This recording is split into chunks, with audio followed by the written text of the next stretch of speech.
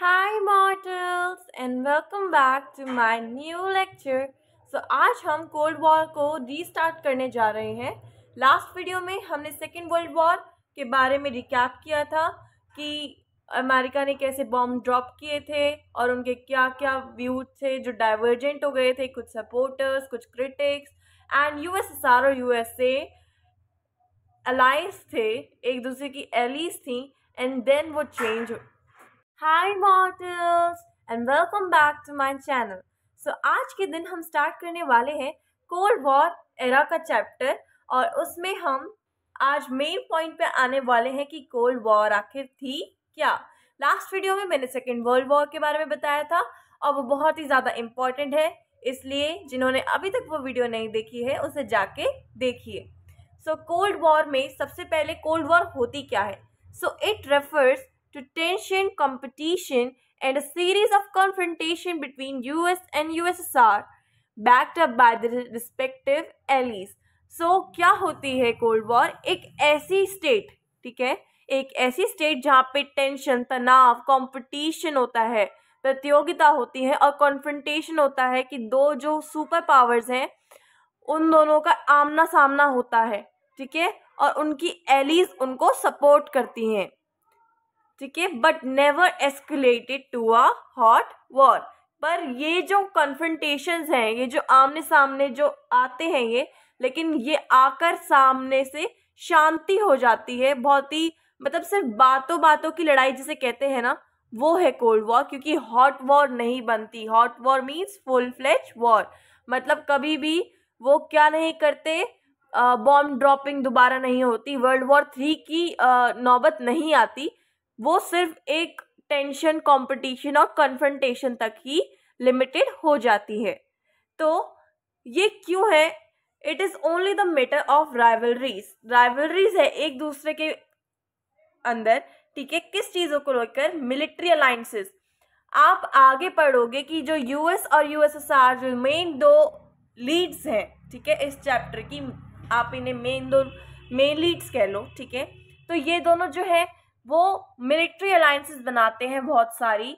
Then balance of power, यहाँ पे ना बैलेंस ऑफ पावर की कोशिश होती है कि पावर को बैलेंस कर लिया जाए, क्योंकि हमारा वर्ल्ड बाइपोलर हो जाता है, 2 पावर्स में डिवाइड हो जाता है पूरा वर्ल्ड और 2 ब्लॉक्स में बट जाता है। तो कोशिश ये की जाती है कि दोनों जो ब्लॉक्स हैं वो एक दूसरे के लेवल पे हों, ठीक है, ना कोई ज़्यादा ताकतवर हो ना कम ताकतवर, ठीक है। इस पूरे चैप्टर में हमें ये पता चलेगा कि यूएस एंड यूएसएसआर इतने चाइल्डिश थे कि वो सिर्फ ये देख रहे थे कि कौन सबसे ज़्यादा सुपर है, कौन सबसे ज़्यादा माइटी, कौन ग्रैंड माइटी है, कौन सबसे बड़ा है। तो उसके बाद हमारा आइडियोलॉजिकल डिफरेंस इसमें सबसे बड़ा रोल प्ले करता है। आइडियोलॉजिकल डिफरेंस का मतलब क्या हुआ? Way of organising political, economic and social life all over the world.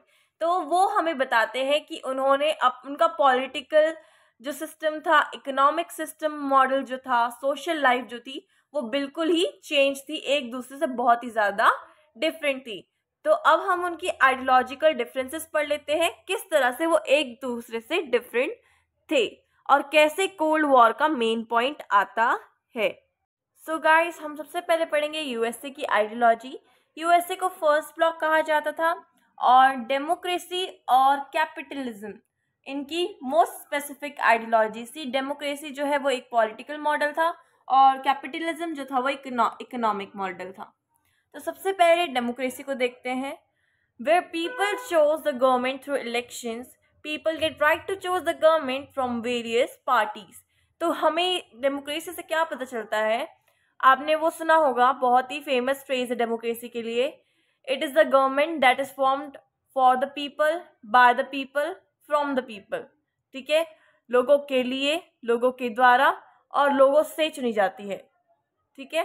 तो यहाँ पे क्या समझाया है कि जो पीपल्स हैं, जो लोग हैं, वो गवर्नमेंट को चूज करते हैं इलेक्शंस के थ्रू, ठीक है, और जो लोग हैं उनके पास ये अधिकार, ये राइट होता है that they can choose the government from various parties. मतलब मल्टी पार्टी सिस्टम और बाई पार्टी सिस्टम होता है यहाँ पर, ठीक है, एक स्पेसिफिक पार्टी के थ्रू सेंटर्ड अराउंड नहीं होती।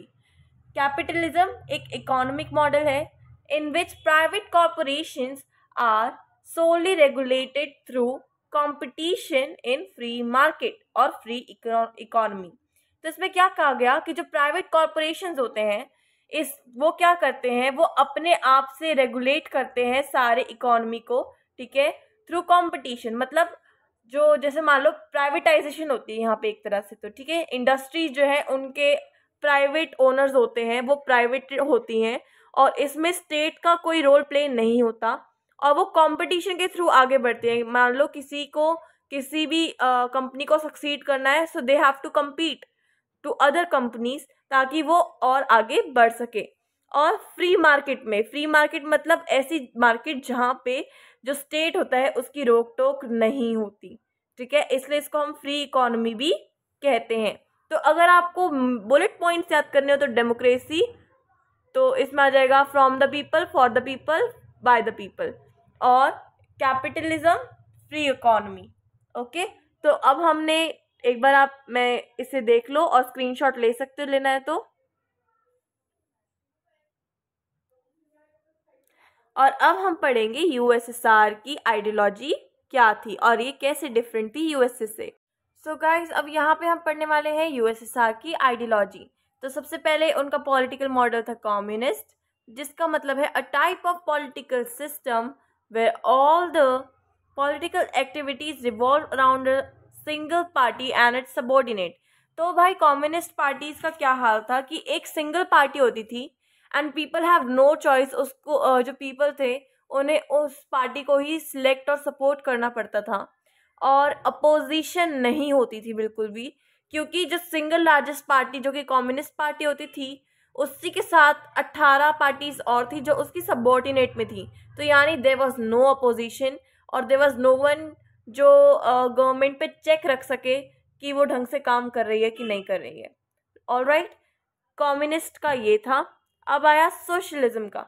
तो सोशलिज्म उनका इकोनॉमिक मॉडल था, ठीक है, इकोनॉमिक मॉडल था। Nextly, all the industries and corporation are state owned. This is very important that they are state owned rather than private, and state play a major role in economy, welfare state and economy. तो इसका मतलब क्या हुआ कि यहाँ पे जो economy थी वो ऐसी थी कि सब कुछ जो है ना वो स्टेट का है, एक पर्टिकुलर इंडिविजुअल का कुछ भी नहीं है। इवन हाउसेस भी हो गए ना, तो वो भी स्टेट के थे। अगर कभी स्टेट चाहे तो वो उनसे वापस मांग सकती थी। Land, industries, resources, everything was of state and they believe in egalitarian society, ठीक है, इसलिए वेलफेयर स्टेट भी कहा गया है क्योंकि वो जो क्या करते थे कि वो जो रिसोर्सेज उनके पास थे, जो स्टेट के पास इतने सारे लैंड है, इंडस्ट्रीज है, वो इसको इक्वली डिवाइड करते थे फॉर द पीपल, ठीक है, for their citizens, and it benefit a lot, subsidies provide करते थे, तो उससे वेलफेयर स्टेट और इकोनॉमी भी इसलिए कहा जाता था। तो अब आप एक बार कम्युनिस्ट का देख लीजिए, ये नोट्स स्क्रीनशॉट करने हो तो आप ये कर सकते हैं। ऑलराइट, तो अब हम इनके अलायंसेस के बारे में पढ़ेंगे। So guys, first one is USA alliance. Those countries joined with USA, specifically western Europe, were called western alliances. तो यूएसए के साथ जो अलायंसेस बनी, स्पेसिफिकली वेस्टर्न यूरोप में सबसे ज़्यादा बनी थी, तो they were called western alliances. तो उनमें से 3 स्पेसिफिक एंड मोस्ट मेजर जो अलायंसेस थी, they were NATO, SEATO and CENTO. So NATO was North Atlantic Treaty Organization जो कि 1949 में फॉर्म हुई थी। SEATO South East Asia Treaty Organization जो कि 1954 में फॉर्म हुई थी। Then CENTO, that is Central Treaty Organization, वो 1955 में बनी थी। तो ये तीनों जो हैं वो यूएसए की अलायंसेस थी और ये तीनों मोस्ट मेजर अलायंसेस थी। इनके नाम से आप इजीली गेस कर सकते कि ये कहाँ कहाँ, नॉर्थ अटलांटिक के जितने भी एरिया था उसमें नॉर्थ अटलांटिक ट्रीटी ऑर्गेनाइजेशन बनी थी। एंड दिस ट्रीटी अभी तक ये अलाइव है क्योंकि अभी तक नाटो जो है वो डिस्पर्स नहीं हुआ, डिसबैंड नहीं हुआ। इन 2 ट्रीटीज का फिर भी नहीं कह सकते, बट नाटो हम अभी भी सुनते हैं कि नाटो की ट्रीटी है। सियाटो जो है वो साउथ ईस्ट एशिया में बनी थी, तो इसलिए SEATO South East Asia Treaty Organisation. Then CENTO जो कि इसके 1 साल बाद ही बनी सेंट्रल ट्रीटी ऑर्गेनाइजेशन, ये भी सेंट्रल एशिया में बनी थी। अब हमने यूएसए की 3 स्पेसिफिक अलायंसेस देख ली हैं, तो चलिए अब यूएसएसआर की देखते हैं। सो अब हम पढ़ने जा रहे हैं eastern alliances, those countries who were having similar ideologies like that of USSR, they came to known as Eastern Alliance। मतलब वो कंट्रीज जिनकी आइडियोलॉजी, ठीक है, जिनका पॉलिटिकल इकोनॉमिक सिस्टम जो था वो यूएसएसआर से सिमिलर था या उनकी सोच को एग्री करता था, यूएसएसआर की जो आइडियोलॉजी थी उससे मैच खा रहा था या उन पे उनका जैसा बनना चाहता था, तो वो ईस्टर्न अलायंस उन्होंने फॉर्म की। तो ईस्टर्न अलायंस यूएसएसआर और चाइना, दो ये कंट्रीज मेजर थी, ठीक है। इसमें यूएसएसआर के इसमें बहुत सारे क्लोज रिलेशनशिप्स बने कुछ कंट्रीज से, जिनका नाम था Iraq, north Korea and Vietnam. वैसे आपको एक बात बताऊं तो नॉर्थ कोरिया जो है वो जब रिपब्लिक ऑफ कोरिया से डिवाइड हुआ, and that is also the result of cold war. तो अब हम इनकी अलायंस पढ़ते हैं। Warsaw Pact was the alliance of USSR and let's read about it. तो ये USSR ने इसको लीड किया था, 1955 में ये बनी थी और इसका प्रिंसिपल फंक्शन था टू एनकाउंटर नाटो फोर्सेस। मतलब नाटो की जो फोर्सेस थी उनको एनकाउंटर करना, ये सबसे बड़ा फंक्शन था वार्सो पैक्ट का। तो अब हम पढ़ते हैं क्यूबन मिसाइल क्राइसिस, जो कि मेन पॉइंट माना जाता है कोल्ड वॉर का। तो गाइस, क्यूबन मिसाइल क्राइसिस, तो क्यूबा क्या था, आइलैंड नेशन था, ठीक है। और वो कहाँ पे था, ये बहुत इंपॉर्टेंट है, वो था off the coast to US. मतलब यूएस का जो तट था ना, कोस्ट था, ठीक है, सी कोस्ट था, उससे एकदम लगा हुआ था। मतलब जिस लैंड पे मान लो आप कि अगर यूएस का कोस्ट यहाँ पे है ना, तो क्यूबा यहाँ पे था, ठीक है। तो बहुत ही पास थे, है ना, एक दूसरे के बहुत ही पास थे। जो क्यूबा और यूएस थे वो एक दूसरे के बहुत ही पास थे, और क्यूबा जो था एक आइलैंड नेशन था जो कहाँ लोकेटेड था, off the coast to US. अब यहाँ पे बहुत एक कहानी शुरू होती है, और ये कहानी बहुत ही इंटरेस्टिंग है, और ये बहुत ही इंपॉर्टेंट क्वेश्चन भी बन सकती है कि क्यूबन मिसाइल क्राइसिस शुरू कैसे हुआ। तो 1961 से सारी कहानी शुरू होती है। 1961 में यूएसएसआर जो है वो परेशान हुआ। क्यों? क्योंकि यूएस, उसको लगा कि जो यूएसए है ना वो क्यूबा को इन्वेड करेगा, ठीक है। और उसकी वजह से जो फिदेल कास्त्रो है, फिदेल कास्त्रो कौन थे, प्रेसिडेंट ऑफ क्यूबा। तो ये आपको नाम याद रखने हैं, जैसे फिदेल कास्त्रो हो गए, ठीक है, और निकिता खुरुश्चेव के बारे में पढ़ेंगे। तो इन सब लीडर्स के नाम याद रखने हैं आपको। तो हम दोबारा रीस्टार्ट कर रहे हैं कि यूएसएसआर वरिड हो गया कि जो यूएसए है वो इन्वेड कर देगा क्यूबा को। क्यों? क्योंकि यूएसएसआर की वो एली थी, तो इस वजह से। और जिसकी वजह से क्या हो सकता है कि फिदेल कास्त्रो जो हैं, जो क्यूबा के प्रेसिडेंट थे, वो ओवरथ्रो हो जाएंगे, उनको यूएस से हटा देगा और अपनी पपेट गवर्नमेंट को लगाएगा। तो इस वजह से, और क्यूबा के बारे में हम क्या बोल सकते हैं, अब भाई यूएसएसआर उसके बारे में क्यों वरीड था, क्योंकि क्यूबा उसकी एक एली थी, ठीक है, एक अलाइड फोर्स थी क्यूबा यूएसएसआर की। और क्यूबा को जितने भी डिप्लोमेटिक और फाइनेंशियल एड है वो किससे मिलते थे, यूएसएसआर से, ठीक है। उसके बाद 1962 में जो निकिता खुरुश्चेव थी, निकिता खुरुश्चेव कौन थे, president of USSR. This name is very very important. तो 1962 में निकिता खुरुश्चेव जो प्रेसिडेंट थी यूएसएसआर की, उन्होंने डिसाइड किया टू टर्न क्यूबा को क्या बनाएंगे, रशियन बेस। मतलब वहाँ पे जितनी भी मिसाइल्स एंड वेपन्स हैं, जितने भी बड़े बड़े मिसाइल्स होंगे, उनको इंस्टॉल किया जाएगा, ठीक है, उनको इंस्टॉल किया जाएगा किस में, क्यूबा के अंदर। तो जो मिसाइल्स है they will be installed into Cuba, ताकि अगर यूएस से ओवरथ्रो करने की कोशिश करे so they could fight back. Now this put USA under danger zone fire for the first time. मतलब पहली बार यूएसए जो है एक रेड जोन में चला गया था, एक डेंजर में चला गया था। और आप ऐसा कैसे कह सकते हैं, क्योंकि यूएसए एक कंट्री जो है वो यूएसएसआर से बहुत दूर है, तो उनका इतना ज़्यादा वो नहीं है कि यूएसए और यूएसएसआर जो है वो सामने सामने इनकाउंटर करेंगे, तो यूएसए को फ़र्क नहीं पड़ेगा क्योंकि वो एक आइलैंड है खुद में, और उसके पास ऐसी कोई भी कंट्री नहीं है जो कि यूएसएसआर की एलाइड फोर्स में हो। ठीक है, ऐसी कोई भी कंट्री उसके पास नहीं है, जबकि यूएसएसआर के आसपास ऐसी कंट्रीज थी जो यूएसए की अलाइड फोर्सेस या अलायंस में थी। ठीक है, लेकिन पहली बार क्या हुआ कि क्यूबा जो है, क्यूबा रशियन बेस बनने की वजह से जो यूएसए है वो फर्स्ट टाइम में डेंजर जोन में आ गया। अब देखो, यूएसए अगर ये है और क्यूबा ये है, यहाँ पे अगर रशिया का मिलिट्री बेस बन जाए तो क्या होगा, यूएसए खतरे में आ जाएगा, क्योंकि अगर कभी यूएसएसआर और यूएसए का कोई झगड़ा हुआ, कोई कन्फ्रंटेशन हुई, तो सीधा क्यूबा से यूएसएसआर जो है यूएसए पे अटैक कर देंगी, और यूएसए की जो मिलिट्री बेस है और जो सिटीज हैं, जो सिविलियंस हैं, उन पे भी डेंजर आ जाएगा। After 3 weeks of installation of weapons and missile, after 3 weeks, कितने वीक्स के बाद, 3 वीक्स के बाद। ठीक है, वेपन्स और मिसाइल की इंस्टॉलेशन के 3 वीक्स के बाद यूएस को इसका पता चला। क्या पता चला कि क्यूबा तो भाई हमें मारने की कोशिश कर रहा है, क्यूबा रशिया के साथ हाथ मिलाकर रशियन बेस बना रहा है और हमें खतरे में डाल रहा है। तो इस पूरा फ्लो चार्ट एक बार देख सकते हैं। इन 1961 USSR worried USA would invade Cuba resulting overthrow of Fidel Castro, president of Cuba.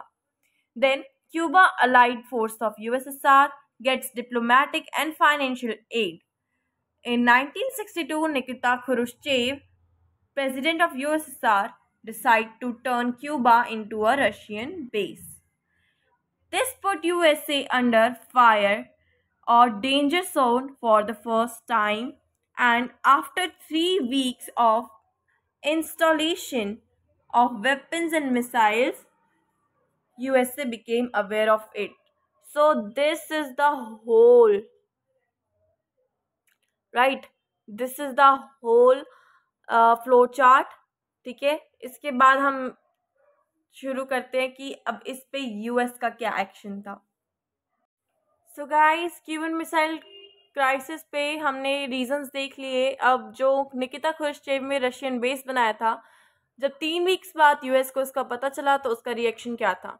तो उस टाइम के हमारे यूएस के प्रेसिडेंट थे जॉन एफ कैनेडी एंड उनके एडवाइजर्स, और उन्होंने मिलकर सोचा कि they were reluctant to do anything lead to missile wars. मतलब वो ऐसी चीज़ करने में हिचकिचा रहे थे, वो ऐसा कोई एक्शन नहीं करना चाहते थे जिससे मिसाइल वॉर हो जाए दोनों कंट्री के बीच में। But determined to get Nikita Khrushchev removed missile. तो पर वो इस बात पे भी पूरा दृढ़ निश्चय था कि कुछ ना कुछ तो ऐसा करना है कि निकिता खुरुश्चेव मिसाइल जो है वो वहाँ से क्यूबा से हटा लें।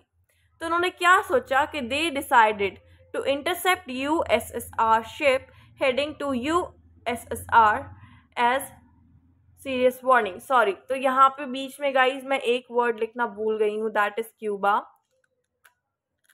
So again they decided to intercept USSR ship to Cuba, right? तो उन्होंने क्या डिसाइड किया कि वो USSR शिप जो क्यूबा की तरफ जा रही हैं उनको बीच में ही रोक लेंगे, उनको इंटरसेप्ट करेंगे। और इससे क्या डिनोट होगा, ये क्या सिग्निफाई करेगा कि यूएसए इंटरसेप्ट कर रहा है यूएसएसआर को, कि ये एक सीरियस वार्निंग है किसके लिए, यूएसएसआर के लिए, कि वो रशियन बेस ना बनाए। अब जॉन एफ कैनेडी के इस डिसीजन और इस काम का क्या रिजल्ट निकला, वो रिजल्ट था कि एक क्लैश, दोनों के बीच में फिर से एक डायरेक्ट कॉन्फ्रंटेशन हो गई, जहां यूएसएसआर की जो शिप्स थी उसको यूएसए की शिप्स ने रोक लिया था सी में। ठीक है, तो एक डायरेक्ट कॉन्फ्रंटेशन और एक क्लैश दिख रहा था कि दोनों के बीच में एक टकरार होगी, जिसे हम क्यूबन मिसाइल क्राइसिस कहते हैं। इसे क्राइसिस इसलिए कहते हैं क्योंकि ऐसा लग रहा था कि अब थर्ड वर्ल्ड वॉर हो ही जाएगी भाई, क्योंकि इतनी ज़्यादा टेंशन हो गई थी। और वॉर्स हुई हैं, लेकिन उसमें डायरेक्ट कॉन्फ्रंटेशंस नहीं हुई यूएसए कि यूएसए और यूएसएसआर आमने सामने आकर लड़े हों। नहीं, ऐसा नहीं हुआ। उन्होंने अपनी जो फोर्सेस थी, अपनी जो सबॉर्डिनेट थे, जो उनके अलायंसेस वाली कंट्रीज थी, उनको वेपन्स से सपोर्ट किया है। लेकिन ऐसे डायरेक्ट कॉन्फ्रंटेशन यूएसए और यूएसएसआर की कोल्ड वॉर में नहीं हुई थी। पर यही एक ऐसा सिंगल पॉइंट था, क्यूबन मिसाइल क्राइसिस जो इंसिडेंट था, उसी में यूएसए की जो शिप्स थी उसने यूएसएसआर की शिप्स को इंटरसेप्ट किया था। तो इसकी वजह से पूरा जो संसार था, पूरा जो वर्ल्ड था, वो नर्वस हो गया था, क्योंकि ऐसा लग रहा था कि अब तो सेकेंड वर्ल्ड वॉर ख़त्म हुई ही थी कि अब थर्ड वर्ल्ड वॉर भी शुरू हो जाएगी। But eventually, to world's relief, both side decided to avoid war. पर भगवान की कृपा से और पूरे विश्व की शांति के लिए जो दोनों साइड थी, उन्होंने ये डिसाइड किया कि वो वॉर को अवॉइड करेंगी due to logic of deterrence. And what is logic of deterrence? Please comment in the section, comment section में आप मुझे बताइए कि यूएसएसआर ने जो बैकअप ले लिया, जो यूएसएसआर शिप्स जो है वो वापस चली गई, वो क्यों गई? Because of logic of deterrence. Logic of deterrence क्या है वो मुझे आप कमेंट बॉक्स में बताएं कमेंट करके। तो अब क्यूबा मिसाइल क्राइसिस जो है, इसे high point of cold war कहा जाता है। क्यों कहा जाता है, ये एक क्वेश्चन बन सकता है, that why Cuban missile crisis is considered as high point of cold war. तो उसमें आप ये पूरा आंसर लिख सकते हैं, ठीक है। पहले आप क्यूबा को एक्सप्लेन करेंगे, रीजंस को एक्सप्लेन करेंगे, देन आप यूएस के रिएक्शन को एक्सप्लेन करेंगे, एंड देन रिजल्ट को बताएंगे।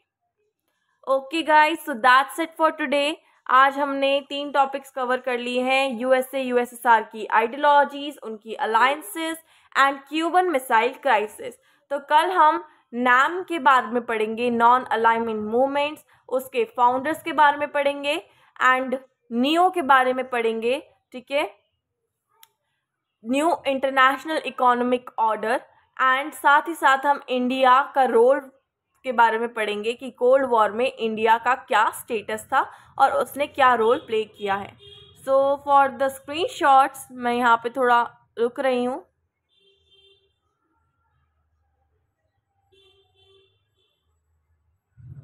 Okay guys, that's it for today. और अगर आपको मेरा व्लॉग या मेरे लेक्चर्स अच्छे लगे हों, सो प्लीज़ चैनल को लाइक कीजिए, शेयर कीजिए अपने फ्रेंड्स के बीच में, ताकि वो भी थोड़ी बहुत नॉलेज ले सकें। और साथ ही साथ सब्सक्राइब कीजिए मेरे चैनल को, and don't forget to click the bell icon, ताकि कोई भी वीडियो आए तो सबसे पहले आपके पास पहुँचे। And that's it for today. Bye mortals.